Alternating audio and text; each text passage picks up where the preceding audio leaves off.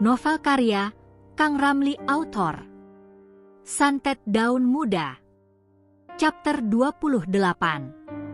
Pilih aku atau dia.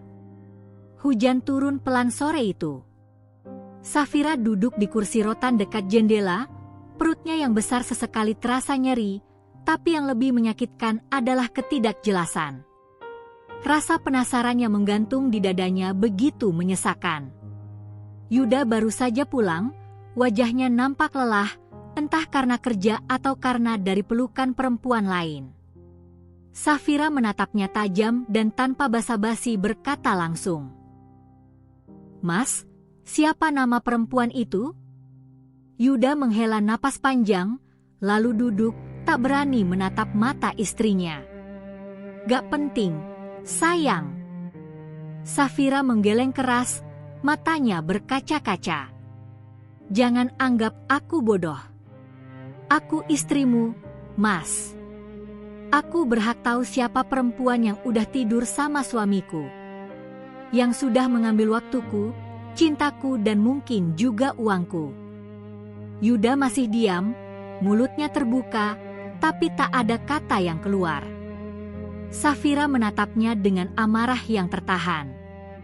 "Namanya siapa, Mas? Jangan paksa aku buat cari tahu sendiri." Akhirnya, setelah keheningan yang panjang dan udara yang seperti berhenti berputar, Yuda bicara lirih. "Namanya Vivi." Safira membeku, nama itu sangat asing di telinganya, namun kini menjadi luka yang akan terus diingatnya. "Vivi?" ulang Safira, seolah ingin memastikan luka itu benar-benar nyata. Dia tinggal di gang belakang pasar lama. Ibunya kerja jadi pembantu. "Aku kenal mereka dari teman lama," ucap Yuda. Safira bangkit berdiri perlahan, menahan sakit di perut dan sesak di dada. "Mulai sekarang, Mas, jangan pernah bohong lagi. Aku butuh kejujuran. Karena bayi ini butuh ayah yang jujur, bukan penipu." Yuda menunduk, tak mampu menatap wajah perempuan yang telah banyak ia lukai. Sore itu langit kelabu, awan menggantung berat seolah tahu badai besar akan datang bukan dari langit, tapi dari dalam rumah kecil di pojok gang sempit itu. Safira berdiri di tengah ruang tamu dengan wajah tegas, perutnya yang membuncit 8 bulan membuat tubuhnya goyah, namun sorot matanya kokoh. Yuda duduk di kursi tua, gelisah. Keringat dingin mengalir di pelipisnya, meski angin sore begitu sejuk. "Pilih sekarang, Mas," suara Safira terdengar mantap. "Aku atau si Vivi itu?" Yuda mendongak, wajahnya kusut seperti kain yang tak pernah disetrika. Ia menghela napas panjang, sangat panjang. "Jangan paksa aku, sayang," gumam Yuda lirih. Safira menaikkan alis. "Jangan panggil aku sayang kalau hatimu bukan cuma untuk aku. Aku sudah cukup sabar, Mas. Aku bertahan, aku merawat anak-anakmu, aku rela tinggal di kontrakan sempit ini demi kita. Tapi kalau hatimu udah dibagi, bilang sekarang. Jangan jadi pengecut." Yuda menunduk, mulutnya terasa keluh. Tapi akhirnya ia bicara. "Vivi hamil, Fir. 2 bulan. Dek."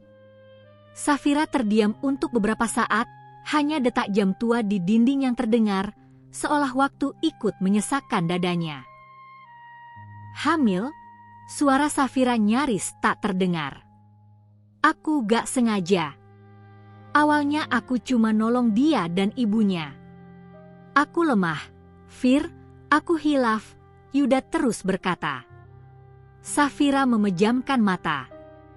Air mata mengalir, bukan hanya karena dikhianati tapi karena disisihkan. "Jadi karena dia hamil, kamu gak bisa milih aku?" Yuda tak menjawab. Safira melangkah pelan menuju kamar, suaranya parau. "Mulai sekarang, tidur kamu di ruang tamu. Aku gak butuh suami yang gak bisa setia. Kalau kamu gak bisa milih, biar aku yang pergi. Yuda ingin mengejar, tapi Safira sudah menutup pintu. Di balik pintu itu, isak tangis pecah dalam diam. Hari demi hari, Yuda makin tenggelam dalam pelukan Vivi. Ia sudah jarang pulang, dan kalaupun datang, hanya sebentar, lalu kembali pergi entah kemana. Rumah kontrakan yang dulu hangat, kini seperti kuburan dingin tanpa suara tawa. Safira, dengan perut besarnya yang semakin berat, hanya bisa menahan segala beban. Fisiknya lelah, tapi batinnya jauh lebih remuk.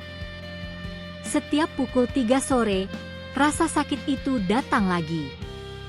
Perutnya seperti diremas, seperti ada yang mencengkeram dari dalam. Tapi kali ini rasa itu bukan cuma sakit tapi juga membuat pandangannya gelap. Ini bukan sakit biasa, bisik Safira lirih sambil menahan napas. Malam harinya, Safira bermimpi buruk. Ia melihat seorang perempuan muda berambut panjang mengenakan jarik lusuh, berdiri di depan ranjangnya. Di wajahnya penuh darah, dan mulutnya berbisik. Keluar dari rumah itu sebelum bayimu jadi tumbal. Safira terbangun dengan tubuh basah oleh keringat. Nafasnya memburu dan saat ia menengok ke cermin, bayangannya sendiri terlihat memudar seolah bukan manusia lagi. Pagi itu, Safira tidak banyak berkata-kata. Ia hanya menyiapkan pakaian secukupnya, memasukkan baju anak-anak ke dalam tas plastik besar, lalu menggandeng Dio dan Santi tanpa menjelaskan apapun. Dengan perut besar, pelan-pelan ia meninggalkan rumah kontrakan. Tak ada air mata, hanya keteguhan untuk menyelamatkan diri dan bayi yang sedang tumbuh dalam rahimnya. Safira pulang ke kampung halamannya, ke rumah orang tuanya yang sederhana. Di sana, untuk pertama kalinya, ia bisa tidur tanpa rasa sakit pukul 3 sore. Dan di sana pula, rahasia santet yang ditujukan padanya mulai terkuak satu persatu. Kedua orang tua Safira memang tak berkata apapun saat melihat anak mereka pulang dalam kondisi yang tak biasa. Dengan perut yang besar, wajah pucat, dan mata sayu, mereka hanya tahu anak mereka sedang memikul luka besar. Mereka tak menanyakan alasan kepulangan itu. Mereka hanya menyambut dengan diam dan pelukan. Mereka tahu, diam adalah bentuk kasih yang paling dalam. Selama 2 hari, Safira hanya tidur, makan, dan memeluk kedua anak sambil sesekali menangis pelan. Di malam hari, ia masih sering mengigau. Kadang menyebut nama Yuda, kadang menyebut nama Vivi dengan nada ketakutan. Di hari ketiga, saat pagi mulai hangat dan embun belum sepenuhnya hilang, Safira duduk di teras bersama ibu dan ayahnya. Dengan suara pelan, Safira berkata, "Bu, Bah, aku mau cerita. Tapi mohon jangan marah." Mereka mengangguk, menunggu dengan penuh sabar. Dan Safira pun mulai menceritakan segalanya. Tentang pernikahannya dengan Yuda. Tentang mantan istri Yuda, Neni. Tentang hubungan gelap Yuda dengan wanita muda bernama Vivi. Tentang rasa sakit yang datang di jam yang sama setiap hari dan tentang mimpinya, tentang bayangan wanita berdarah. Air mata ibunya menetes. Ayahnya mengepalkan tangan, namun tetap tenang. Kamu kena kiriman, Neng," ujar ibunya pelan. Ayah Safira hanya berdiri, dan tanpa banyak bicara langsung masuk ke dalam kamar. Ia keluar tak lama kemudian dengan membawa sebuah bungkusan kain putih kecil. "Besok pagi, kita ke rumah Mbah Seno," ujarnya singkat. "Beliau bisa lihat siapa yang ganggu kamu." Safira mengangguk. Tak ada rasa takut lagi. Hanya satu tekad dalam hatinya, ia akan selamat dan ia akan menyelamatkan bayi dalam kandungannya.